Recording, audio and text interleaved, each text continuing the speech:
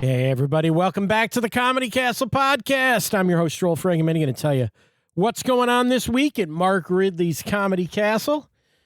Big week. We talked to Jeff Allen on the last show. I hope you heard that. That was awesome. I love talking to Jeff. He's in with the Sunday, but we got a full bank of shows, including Christian Finnegan, who I talked to today. So let's get into what's going on. As we talk to you today, it is the 7th. It is Tuesday night. There's nothing tonight. I say that. Wednesday, April the 8th, 2026. We've got open mic night for you at 7:30 p.m. It's always a good time at open mic night. It's $5 to get in. We got amateurs, professionals, a whole mix of people, and all doing short sets at open mic night. And then starting on Thursday, April 9th, Christian Finnegan starts his weeks here at you may know Christian from all of those VH1 talk shows, Best Week Ever, and those, we'll talk about that in our interview. And he was also on Chappelle's show. Yeah, you'll hear about him from Chappelle's show, what he did on there, the fans around that. But anyway, Christian starts with us on Thursday, normal time, 7:30 p.m. Let's go over to the 10th on Friday, 2 shows at 7:15 and 9:45. Saturday, April 11th, 7 p.m. and 9:30 with Christian Finnegan. And then, as we heard on the last show, Jeff Allen is in for us on Sunday, April 12th, 3 p.m. and 6:30. I believe the 6:30 show is sold out. So if you're coming to see Jeff, you got to come to that early show in all likelihood, 3 p.m. on the Sunday. All right? Okay. Squared away. And I really enjoyed Jeff. If you haven't heard that interview, go listen to that. It's amazing. I think Jeff's one of the funniest dudes around, and he's got a hell of a sort of a second phase of his career that he's, now he's saying it's his first annual farewell tour. Who knows? He seems to enjoy himself out there. All right, Christian Finnegan. Let's talk about him. Get you into this interview, which, Christian's a guy that I knew, and you'll hear in the interview, it's all about all of those VH1 talk shows. If you remember in the early 2000s, Best Week Ever, I Love the 90s. Well, Christian was on all of those. I did not know how Christian got discovered for those shows. So you'll hear that in this interview. He also talks about how he recorded a special in the pandemic, what that was like, what a kind of a culture shock that is even to look at it now. But I watched it and thought it was really pretty funny. Of course, he's probably best known for Chappelle, being the white guy on Chappelle's show. You'll hear all about that and how that continues to follow him around. And he's, he likes that he's got that one thing he can tell people. Hey, I was in this. You saw it. We'll also talk his real passion is a music newsletter that he does on the web. I'll link to it over on Comedy Castle podcast called New Music for Olds. He'll tell you what new music you should be listening to if you're an old guy or if you just feel like you're out of touch. Christian wrote a really cool newsletter about that, and he'll tell you about it. All right? Good stuff in this interview. I really enjoyed talking to Christian. Look forward to the weekend. Let's just throw it to it right now. We'll have some final thoughts afterwards. All that. All right? Here's Christian Finnegan, everybody.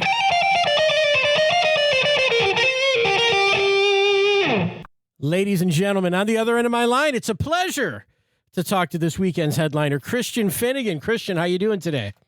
Oh, man, it is a pleasure to be talked to. Yeah, well, Thank you for having me. It's great because I don't know if you've ever been to the Comedy Castle in the past. I have not. Never once. No. Well, so I don't know if you're thrilled by it, but we're thrilled to have you. No, I'm super excited. I mean, I've by reputation, I've heard great things about it over the years, and I've never managed to get out there. So I'm super excited. And just as sort of a music dork, like I'm excited to gonna check out Hitsville, do the whole Detroit tourism thing. Yeah. It's going to be good. Yeah. Third Man Records, Hitsville. There's a million places you could go. A lot of the stuff's gone. A lot of the rock and roll stuff. Unfortunately, I'm sure. Grandy Ballroom's one. That's before my time, even. Right. Yeah, I figured they probably couldn't get away with demolishing Hitsville. I figured Hitsville is a museum. They're expanding it. I don't know the state that it's in now for tours, but certainly look into it because I hear only good things. So. Well, I'm going to camp out in the yard, so hopefully they'll let me in. Well, look, I'm a music guy myself, and we'll get. I guess we'll just start with music, right? It's Detroit. Oh, sure. Why not? And, always start with music. And when I found out, when I did a little research, when I was going to talk to you today, and I found about new music for olds, I was really intrigued by that. Yeah, I mean, it's a newsletter I started about 3 years ago. Completely separate from my comedy career. Great planning on my part. Really managed to make sure that I didn't do anything to enhance my visibility as a comic. But it's one of those things where I'm 50. I just turned 53, and a lot of my friends who have adult lives, with children and stuff like that, they used to be music geeks, and they just kind of lost the ability to sort of find new stuff. And it's so easy to get sort of trapped in an algorithmic hole. And so I ended up I found myself recommending new stuff to people a lot. And so I was like, you know what, screw it. I'm going to write for people who aren't like the coolest kids in the world. They don't have necessarily their ear to the ground. They don't follow 15 different music writers and bloggers and YouTubers and stuff like that. And so I figure I'm like a conduit between people who used to be cool and people who are currently cool. I think I fit into that for sure, man. I'm 54, so. All right. Well, you're my target demo, buddy. Absolutely, dude. And I even know, because I even think about that. I'm like, is there even any good music now? Or am I just going to listen to like old stuff, 90s stuff, or even further back? And that's what I end up doing, and once in a while, it's so easy. Around. I mean, I mean, you Spotify or Apple Music or whatever service you use will just keep sort of recycling the same stuff that you've been listening to for the past 20 years, and it's daunting because there is just, in my opinion, there's always great new music coming out. It's just harder to sort of, it's like needle in a haystack now. There's just so much quote unquote content out there. It's kind of hard to sort of sift through it all. Yeah. Well, you got anybody that we should be listening to? Give us one right now. Of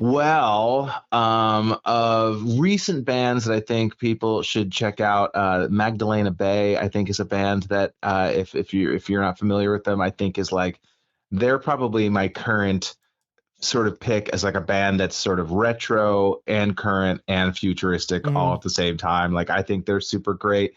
If you're a metal dude, I really love the new Lamb of God album. Okay. I'm pretty genre agnostic. Nice. Yeah.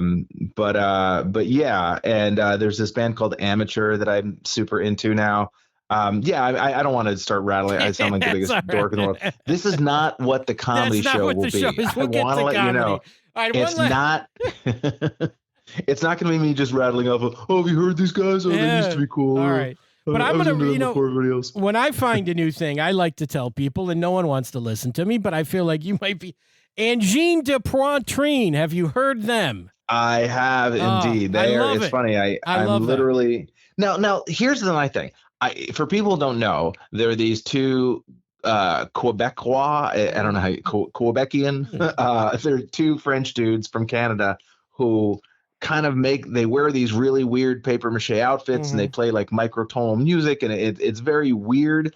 I'm not sure whether I love it just listening to it. I love looking at it. Yeah. Like I love seeing it. I'd see them live in a heartbeat. Sure. So yeah, if you are at all curious about weird stuff, I would Google that name if you can possibly spell it. Well, maybe I'll put it in the description over on comedycastlepodcast.com. But that's been a thing that hit me, and I watched it as like a gimmick and went, okay, this is Kiss or this is Slipknot or some, guys in costumes. Right. And then I just found I love the music. I think you can dance to most of that music, and you can bang your head to it. It's just two guys and a looping pedal, so it's pretty impressive that they pull it off. Yeah, for sure, for sure. So I'm a fan. That's one new act I can get behind. But all right, let's talk comedy. Come on, that's why let's we're talk here. Comedy. Yeah, I promise. It's not me being on stage just listing off music to listen to. I do have jokes that I've been doing comedy for at least 3 weeks now, so I feel ready for. Well, I think the first time I knew who you were, and probably like a lot of people, I'm assuming people still come to the show and talk to you about this, but all of those best week ever, the VH1 Talking Head shows. Yeah. You're a staple of all of those, dude. You did a great job on those. Yeah. I mean, that was sort of, it was a really fun time. It was kind of before social media and stuff really got into full swing. And so it's like, if you wanted to hear a really mean Lindsay Lohan joke, you couldn't just open your phone and read 50 mean jokes. You had to have idiots like me standing in front of colored construction paper tell those jokes for you. Yeah. But that, I mean, so how long did that go on for? What was the sort of, I mean, God, how they probably 5 or 6 years. Really? I mean, over the top. It's hard. It's hard because there was sort of a long goodbye with it, you know. But yeah, I mean, it was probably about 2003 to 2008, something like that. That's probably. But yeah, I mean, that was a lot of fun, and it was great because it kind of kept your joke writing chops really sharp, you know. And although I will say, once it ended, I was so thrilled to not have to care about any of that stuff anymore. Like, because it used to be I would be standing in a bar, like talking with friends, and then I'd look up at the TV and there'd be some like Entertainment News scroll about something that, you know, Spencer Pratt did or something. And I had to be like, shut up, guys. I have to watch this. It's very important. It's for work. Yeah. But yeah, no, I mean, so I did a lot of those, and that was super fun, and you know, which is sometimes I would always have to tell people like I do actually do real material. It's not just like me talking about celebrities. But yeah, I mean that's certainly like a whole generation of hungover college students know me from that. Yeah, well, it was like basic cable was the thing still, and you couldn't get away from those kind of shows that were on at that point. Yeah. All the time. So easy to watch. Join it in the middle, whatever you were doing. Yeah, I really feel like in many ways those VH1 shows, and specifically Best Week Ever, were sort of patient zero for everything wrong with the culture now. And so I would like to apologize to everyone. It's my fault, quite frankly. Everything you're seeing now is my fault. It's absolutely not the case. But you said, and we were talking before the show, most people that know you, they come to the show, they want to hear about it. So let's get out of the way. Chappelle's Show. Tell us about your involvement there. People know you from that one. It's funny, like it's been so long, and yet people still like, they're like, how do I know you? And specifically if it's like a millennial to Gen X dude, more dudes. You know, specifically Black and Latino, like white dudes too, but specifically Black and Latino dudes. And they'll be like, well, how do I know you? And you don't want to be like, well, clearly you've seen me on blah, blah, blah. Like you sound like a jackass. And so there's always that awkward, like I had this interaction at Home Depot a couple days ago where I had to be like, well, I'm a comedian and I've done things. Like, yeah, but what have you done? What have you been on? And then eventually I was like, I was the white guy in Chappelle's Show. And they're like, oh, you know? There you go.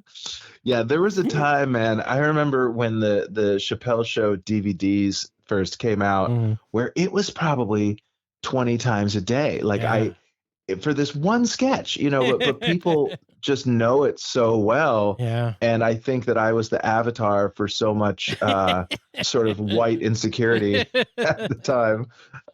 So, I mean, I honestly, it's like, I feel like I caught a home run ball with that. Like, I feel very fortunate to have, That's amazing. Been in part of something that people remember for sure. That show, the fans of that show are just insane.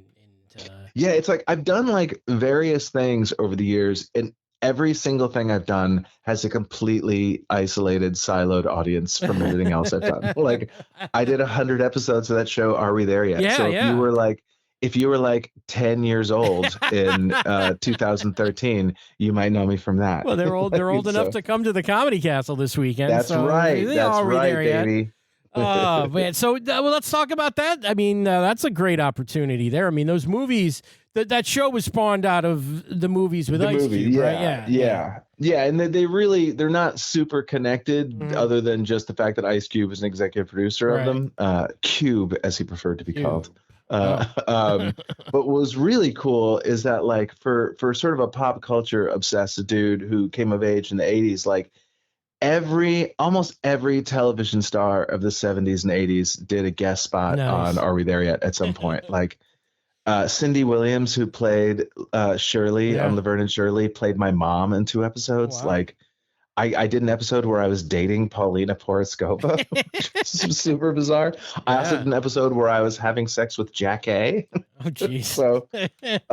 So really runs the gamut of Alfonso Ribeiro directed like 20 episodes, and so it was just every once in a while you cool, kind of would forget, and you'd shake your head, you'd be like, I'm talking to Alfonso Ribeiro now. This is so bizarre.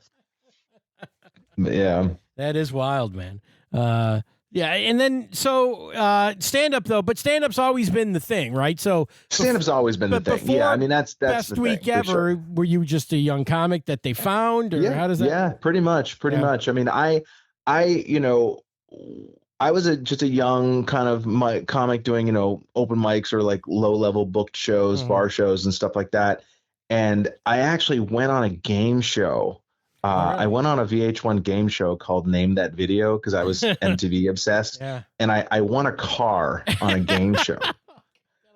And weirdly, that kind of put me on VH1's radar as like a comedian who could talk about pop culture and stuff. And so kind of it all flowed. A lot of that flowed from just this random game show appearance, which you can find on YouTube. Okay. I need to watch that. I did not. Yes. Yeah. And so it all kind of flowed from that. But I mean, I stand up was always, the first, last, and always the great love. Yeah. And when I say the love, I mean, I love doing the stand up. Everything else, not so much. Yeah. Well, I mean, you got the travel and all of that. And yeah. And just the creating content, as they say. Yeah. But I understand that is the world we live in. But yeah, no, I mean, I've had 5 albums and 3 specials, and my most recent special I shot sort of a weird half special, half doc that I shot during the pandemic in a venue that my wife used to own in Queens, New York. And that was kind of just a labor of love. It was also something to keep me from going insane during the pandemic. Yeah. I was watching that today, and I'm watching it going, okay, this is cool. It's outside. Like it really looks cool, just the way it was shot and everything.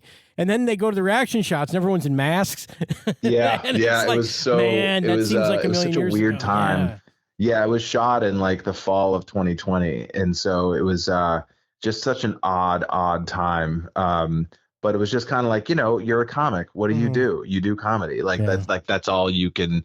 That's the only way you can cope. That's my only coping mechanism, which is probably by 53 I should have developed a few more at this point. But and I'm sure people very appreciative that something was going on.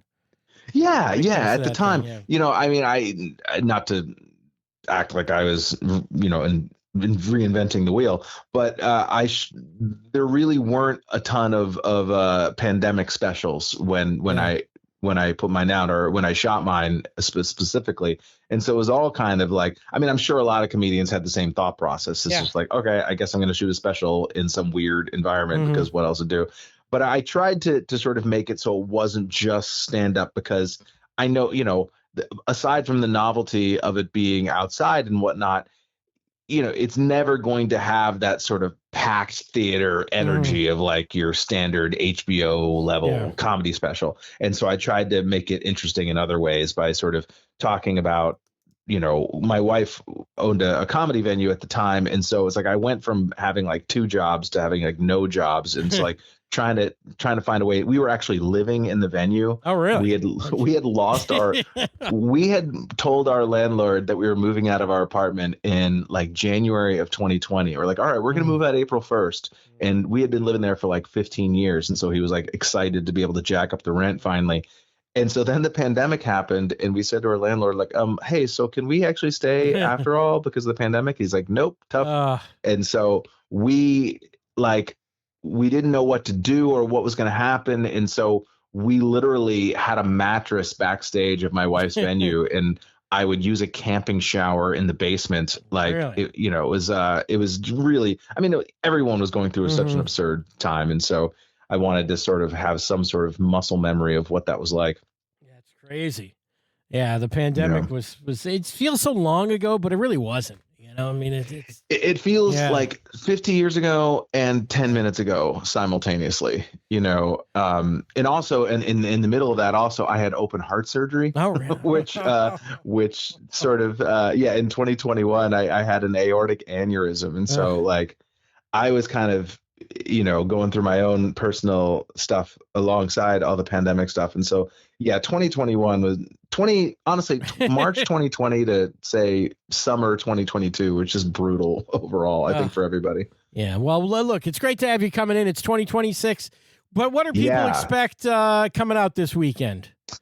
I would tell people to expect stupid takes on smart topics and smart takes on stupid topics. That is sort of my guiding light as a comedian. Like, if you want the stupidest, most uninformed take on like world events and philosophical ideas, I'm your guy.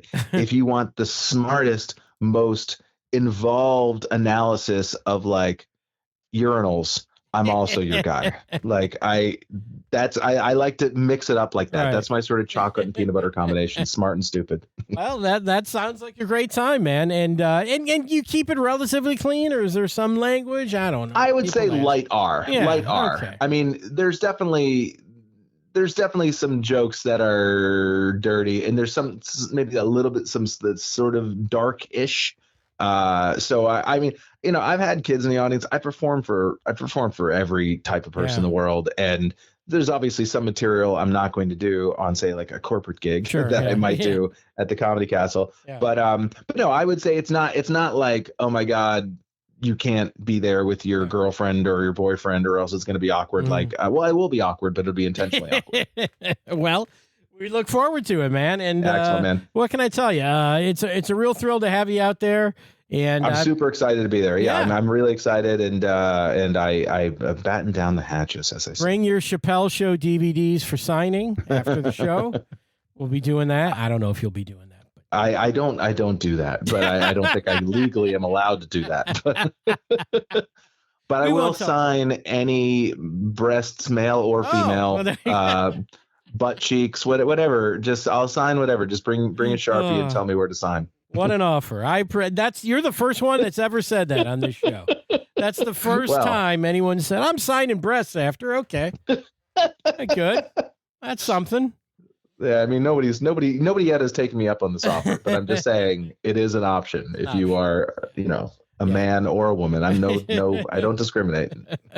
Well, Christian, thanks for joining us today. Hey, my pleasure, man. Thank you so much for having me. 5 shows this weekend with Christian, right? Yeah, Thursday to Saturday. Let's come on out, guys. Thanks, Christian, for talking to me. It's great. Thanks, brother. Have a good day. All right, bye-bye. All right, Christian, thank you for that. Fun interview. I enjoyed talking to that guy. So used to seeing him on my TV screen. It feels like just recently, but it was a while ago. But those shows were so ubiquitous. Best week ever, all that stuff. Yeah. So that should be fun. Should be a fun weekend. I enjoyed talking to Christian. I watched his clips, funny stuff. Living in the Comedy Club, that was a new one. Wow. But it sounds like he's doing great, and I want to see you guys out there this weekend at the Comedy Castle for Christian. Jeff Allen on Sunday, open mic Wednesday. Always fun. Next week, I'm going to give you a little preview of next week. It is my advanced comedy class student showcase on Tuesday the 14th. So please go over to comedycastle.com. Pick up your tickets for that one if you're interested in seeing some funny new faces. I've been working with these guys for 6 weeks. Actually, with the break, it's been longer than 6 weeks. So they're really looking forward to performing for you. And I had a real great time teaching this bunch. So that's on the 14th. What else can we tell you? Make sure to follow us on social media, Facebook.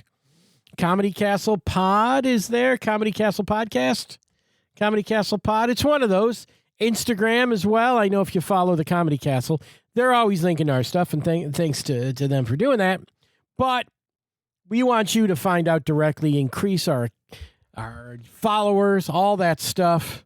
You know how that is. All right. Let's get out of here. We'll see you this weekend for Christian Finnegan, Jeff Allen. I'm Joel. Let's get out of here.